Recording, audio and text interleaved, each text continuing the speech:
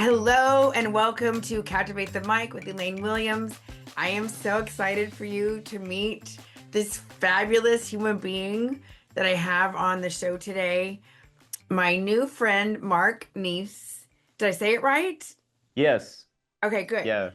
He calls himself a servant leader who is also a content marketing strategist. And I just love the specificity of that.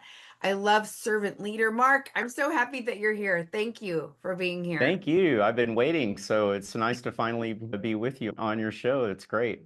Yeah. We did it. We did it. We're both friends with Larry, the red hat guy who everybody knows and loves. And any friend of Larry's is a friend of mine. And I just was fascinated, Mark. You have so many great stories. So I thought we could just talk. Obviously, you have a studio, you do a lot of content creation, marketing, strategy stuff. I would love to back up and learn more about can you tell us some about your journey of how you got here? Sure. Usually how I start is by telling people that I'm the son of two preachers and a saint of a mother. And that kind of raises eyebrows. They're like, how can you be a son of two preachers? My biological father, unfortunately, was killed in a tragic accident when I was very young, and he was on his way to actually minister to a neighboring county. They needed help, and so he was on his way to serve that other community, not even our own community. And unfortunately was involved in a plane crash. Oh And then no. my mom married another preacher. So that was my second She dad. had a type. Clearly, Right, she had a exactly, type. right. Um, but yeah, because of being involved in their church community and ministering we always had like small groups in our house, having Bible study meetings and things like that. And they were always really involved. That was our community. That was their way to serve people and to give back. And that's really what instilled the whole idea of service to others. It was just the culture in our family. It was just how I grew up. So I love it. um, Love it so and as much. we all do, and I wouldn't say all, but a lot of us do, as we become young adults, I drifted, I would say, a little bit away from those ideals. I wouldn't know a thing about that. It's part of your 20s. But as I started growing older and I had other people come into my life that recognized and encouraged those qualities within me. And so I guess for about the past 20, 25 years or so, it's really been something that I've really focused on is always having some type of an involvement in community or community organization that I believed in as a cause to volunteer and to look for opportunities to serve within those areas. And that's led to the honor of being able to be in leadership positions in several of those organizations and also train other leaders. And so it's just become an integral kind of part of my life and who I am, and has bled over into business as well, which is, I guess we'll talk about later where I'm going with things now. I love it. I love it. Now I really connect about the servant leader thing.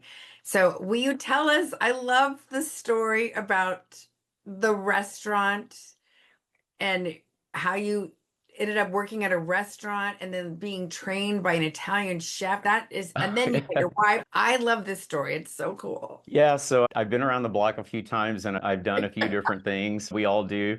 Oh, who hasn't? Working in the production industry and a lot of years is in freelance, as a freelance contractor, and then being an entrepreneur, there are always times when you have to fall back on something or learn a new skill, or you just do whatever it takes, right? I worked in the hospitality industry, restaurants and bars off and on for a number of years while I was working freelance in the production industry.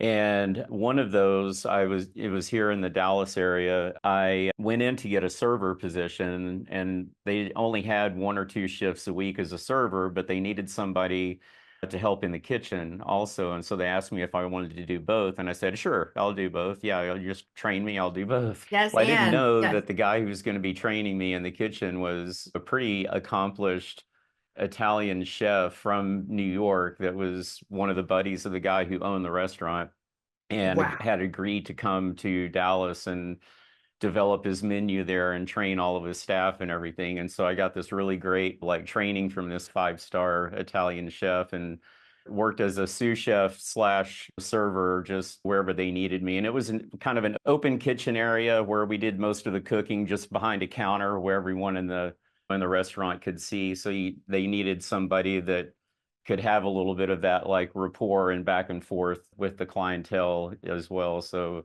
it was a perfect position for me, and I learned how to make some really good stuff. That's amazing. Yeah. And then how did you meet your wife at this Oh, restaurant? so well, yeah, the whole say yes thing. I guess it worked out for me because I was one of the shifts that I was actually working late afternoon, and my wife, before I ever knew her parents, would come in every once in a while, and her mom in particular would come to shop. The restaurant was right next to Barney at North Park, and so she would come in and shop and then stop in for a late lunch. This time she brought my wife with her, and I just happened to be preparing. I was creating what was going to be the special for dinner that night, and so I was making one to see if it was actually going to be worthy of making another one. And so I just prepped that and put it in the oven, and they came in and they weren't sure what they wanted. And so I said, I'm making one of the things that's going to be the special for tonight. If you want, you can have that. It's on me, and you can give me your feedback and let me know if it should be on the menu tonight. And so I finished making that and took it to them, and they liked it. And talked to Lori on the way out just briefly, said bye to her. Then the next day, she sent a note and flowers to the restaurant. Yeah, that's how it happened. So, I love that. And she just said, thank you for the beautiful meal. yeah, Call yeah, me. and said, "Do you want to get together?" And had her number on there, and so I called her, and we went out the next night, and that was it. Wow. I love that. I just love that so much because you're just like in between gigs and then you accidentally got trained by this amazing Italian chef and because of that you met your wife. Like what a beautiful story. I love Yeah, it it was so cool. much. I love it so much. I don't think I told you the story. I'm a yes and person. I've always had many jobs because that's the nature of freelancing and the arts. And I had this friend who said, Elena, can you come take care of this woman? And I was like, what do you mean? And she said, you just have to make her tea and sit with her and then maybe make her tuna fish salad for lunch. And I was like, really? And she was begging me because she needed it covered. Anyway, so I went over and I took care of this lady, Sylvia, and she did not like me. She was like, are you always this perky? And I was like, I can tone it down. And she was like, you can go. Like, I don't need you. And I would text her daughter, like, she doesn't like me. And she'd say, oh, just go in the other room. She'll forget about you. So I started doing this sort of substitute babe senior sitting kind of thing. And slowly we got to be buddies. And then during COVID, I was like her main person. And we became like the fastest friends. And I became part of the family. And it was so not on my radar. I never thought I'd be just sitting with this woman, but I learned so much from her. And I made her laugh. And she would call her sister and be like, oh, you got to get a comedian. Oh my God, you got to get a comedian because I'll make you laugh. And I consider it was a great honor. And when she had her second stroke, I went from a few hours a day to 12-hour shifts. And then after 2 weeks, I was like, okay, I can't do this every day. And we got more help, but it was one of the most amazing experiences I've ever had. And it was completely from just saying yes and to help a friend. And I'm still friends with her daughter. It's a whole, I want to do a whole one woman show about it because it was like driving Miss Daisy, like very Right. unlikely. She was like from the Bronx. She was working her, I called her the original gangster. She was working her way through college at night after doing all the cooking and cleaning and raising 3 kids and a husband who did nothing. He worked, but then when he came home, she would go to night school. Anyway, but that, I just, the power of yes anding is Right. my Yeah. point. So I love that, Mark. So, well, thank you for sharing. I love the journey of it, and tell us a little bit about what you're up to now. What are you excited about?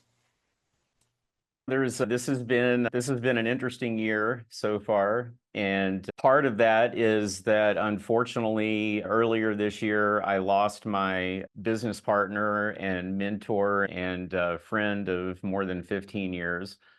And Sorry. that experience, he had been out since like last September, so almost for about a year, and just really struggling and with some health issues. And so I had already started figuring out, okay, am I going to pivot business wise? What am I going to do? And so I was already figuring those things out and making some plans in that regard. And then he passed suddenly in August, even though he wasn't doing well, it wasn't expected. But he had, for the past couple of years, really been pushing me to lean more into my personal brand and really to start talking about the servant leadership aspect of things more and really develop that into a personal brand. And so that's what I've been up to the past 6 months or so, and especially the past 2 months. It's the things that have transpired have really kickstarted that and pushed me to go ahead and do it. That's what I'm doing now. So hence the servant leadership and content marketing strategist. And I've started doing some more board advisory work and consulting and that type of thing in the past year as well. So it just seems like a natural transition into a personal brand. And we're still doing all the content production. We still have clients that we're doing that for. SyncLab Media is still there, and I'm here in the studio today, and we're gonna keep doing that, but it's gonna have a slightly different focus now. So. I love it. I love it. I first became aware of the concept of servant leader when I worked with Jeff Walker. And also when I read Danny Meyer's book. He was a restaurateur before it was cool. And he had this very successful restaurant in New York. And he had all these amazing employees who wanted to grow. And so he opened another restaurant because he wanted to give opportunities to his employees. And his whole concept is when you take care of your employees, the internal guests, you acknowledge, you appreciate them, you respect them, you have their back, then they in turn can't help but take great care of the outer the clients and customers. And God, I just wish every restaurant, I try to bring that anywhere I go. I love that's my interpretation of servant leader, that I'm actually here to serve my team so that they can reach their potential and that they're not serving me, I'm serving them.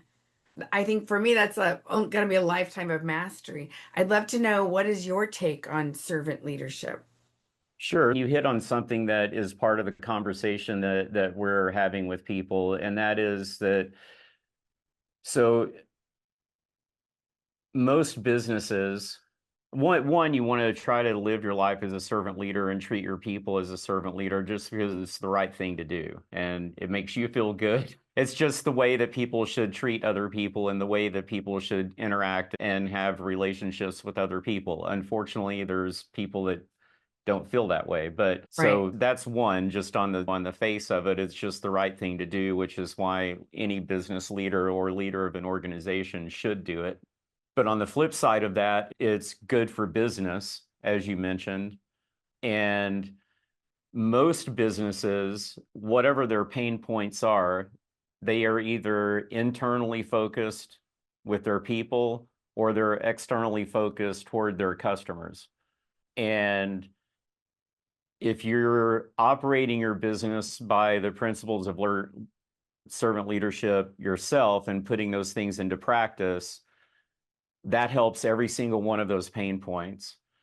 And if you're backing that up, if you're implementing those principles or making those principles known in either your culture or your public relations to externally through strategic content that communicates that in a way where you're communicating your values, you're communicating your culture, you're providing resources for your people and for your customers so that they have a better experience. If you're doing everything focused on one of those two audiences and running your business that way, your business is going to be much more successful because you're going to attract, engage, and retain more of your best people and more of your best clients. So it's going to save you money. It's going to make you more money, and the content that you're building into the business, that type of content goes with the business when you sell it. And we can also remarket that, as repurpose that content as marketing content as well. Love So it. it's really a win-win-win all the way around when you combine those two things together. So It's so that's true. a conversation that we're, and a lot of people, there are a lot of business leaders out there that are doing everything the right way. They have amazing teams. They treat their people amazingly. They're involved in local causes, but they don't talk about it. And so that's one of the other things, is one of the conversations that I'm trying to start, is that you should talk about the causes that you're involved with and what you're doing with them, and you should promote those, because it's not bragging. One, it brings more attention to that cause to help promote that cause. Two, it can inspire other people to do the same thing and to choose a cause of their own and participate in. And three, it's also good for your business. So it's another win-win situation. And so I don't think people are doing enough of that either. So a lot of the content that I'm going to be putting out is going to be talking about Rotary and all the great things we do. It's going to be talking about scouting and all the great things that we do, and how the tenets of both of those organizations are the principles of servant leadership. Rotary is service above self. That's the motto of Rotary International. You can't really get much closer to servant leadership than that. And now a quick message. Are you a female business owner or a female in corporate, and you know it's time to work on your speaking? You know it's time to work on your executive presence. You know it's time. You are meant for more. My name's Elaine, and I've helped hundreds of people just like you get more comfortable, more confident, and become a truly charismatic speaker. So that whenever you stand up to speak, whether it's in front of 5 people or 5,000, people lean in anticipation. When you are a charismatic speaker, you have an unfair advantage, and people can't even put their fingers on it. So if this resonates with you, if you're ready for more, you know you're meant for more, click the button below. Let's schedule a call. I'd love to chat with you and find out what you're up to, what you're committed to, what you're excited about, and see if there's a way we could possibly partner or work together. And now, back to the show. I love it. I love it so much. And it makes me think of, I've done a gazillion comedy benefits. I've raised money for firehouses to revamp an old fire engine. I raised money to help pay for a funeral. But I used to discount it because I was like, it's not like millions, like Dell. It's not like the Rockefeller Center thing. And then I realized, no, Elaine, you have been doing comedy benefits almost as long as you've been doing comedy. And it's been a couple hundred here, 3,000 there, but that still counts. Yeah. And I did this benefit in somewhere in Jersey, and the family followed me out to my car thanking me with tears. They said nobody has ever done something like this before, because I donated, I sold my CDs, and I said whatever I sell, I'm going to donate to this, their pay for their funeral. And it was just, to me, that's just what I, it was in my heart to do. And I realized like that's not common for a lot of people. So anyway, that's so great. And I'm active in my AA community. And obviously I respect everybody else who needs to be anonymous. And I share my sobriety openly, not like, yay, me, but because I know it's helped people. And I know, Yeah, it's inspiring. yeah, or like, I'm not an old guy in a trench coat with a paper bag. I was a highly functional, I had a high bottom, and I was a highly functional alcoholic. And I share that because I don't want people to suffer. So that's my whole mission, is to like use my story for good and to help others do the same. It sounds like we're very aligned, Mark. We may have to do some Yeah, collab. one really good, you may not have realized you were making the point, but another thing that I always try to encourage people to do is, whatever your business is, figure out a way to use it to create some good, right? So you using your talent as a comedian to use that. And one of the ways that I just became a board member for an organization that's here in Dallas called the Movie Institute. and they've been around. Actually, this week is the 25th anniversary, and we're having the grand opening of their new studios. But it's a nonprofit organization that trains youth in media literacy and media skills while also teaching them positive character building, teamwork and leadership. And so they have summer camps, they have after school camps, they have different programs throughout the year. This weekend, Friday overnight into Saturday is a horror movie making thing where within 48 hours they're going to write and shoot and produce a short horror movie. So Wow. yeah, What's it's the a age it's a group? great organization, and now that they have a new production studio and media training facility that's open in Plano at the Shops at Willow Bend. That the grand opening is this week as well. And so we're really going to start trying to funnel content production through there. They've got a 2,000 square foot production stage with a 35-foot cyc wall. We've got another smaller studio that I'm going to outfit as a video podcast studio, control room, full on makeup, VX room, editing suites, like it's all built by professionals. The gentleman who's the executive director of the organization worked at Paramount Studios for years. So it's all top notch, top level. We're getting equipment donated from the top studios in Dallas. So all the Wow. equipment is top notch. So any production, studio rental, or production that comes through that facility, it goes directly to the nonprofit to support the programs. Oh So my we're gosh, aligning I love it. ourselves with them as well to start trying to move what we're doing in our business, so we can move that revenue through the Movie Institute to actually support all the programs there. I think it's important for everybody to look for those opportunities. I love it. And I'm a huge fan of self-expression and creativity. And I feel if we can give, it's a human need, right? And so I've seen when you give at-risk kids an opportunity to create, it's such a powerful outlet. And it's such a human need to be seen and heard and to feel understood. And I just know the more we can give that to people, they're not going to be drawn towards the darker stuff. I don't Mhm. think. So that's my experience. What age group is it for? I think you're going to catch me off guard now. I should know Okay. this as a board member, but You're new. I think it's as young as 10 or 11 up to 18. Yeah. Okay. Uh, Cool. Awesome. That's so great. Okay. Hey, Mark, is it okay? Would it be okay with you if I gave you one little love tweak about your storytelling, just because yes. that's part of the thing? Okay. So you are a great storyteller and you're really good at being grounded. I would love a tiny bit more vocal variety. We all have these. When I'm teaching, sometimes I'm kind of in this mode. So Right. will you play with me for just a minute? Okay. So just go like this. I can't even really do that. Okay. But Okay, how about a little like a scoop? Oh. Ah. Okay, good. Awesome. So that is an example of just, I call it a scoop because the whole idea is we want to have vocal variety when we're sharing, right? We want to have levels. And so I would just invite you to play with that.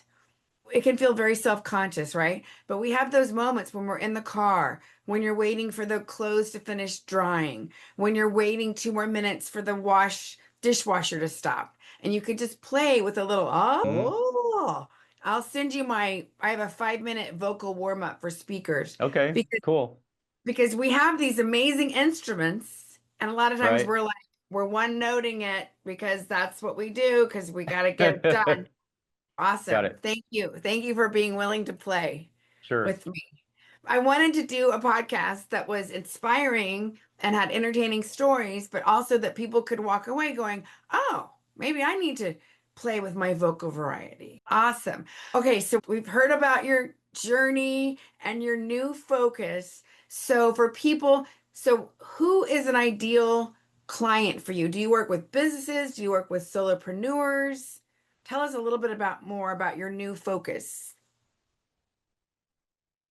So the new tagline for what I'm doing is guiding brands and leaders with clarity, story, and purpose. So I'm really looking to work with purpose-minded leaders, business leaders, and brands that may need a little bit of help figuring out how they create that story for themselves and how they go about strategically creating the content that's going to help them tell that story. For the business owners, leaders, it doesn't necessarily matter what size of business it is. It just needs to be someone that has the mindset that they really do want to implement their servant leadership in a real way that's going to truly affect their business. And so we can talk to them about what type of content may be best to start with for them first, whether that's upgrading their employee training. Maybe it's a professional development type of series of content to provide to their employees. Maybe it's content focused on better serving their customers with more information about their products and services or frequently asked questions.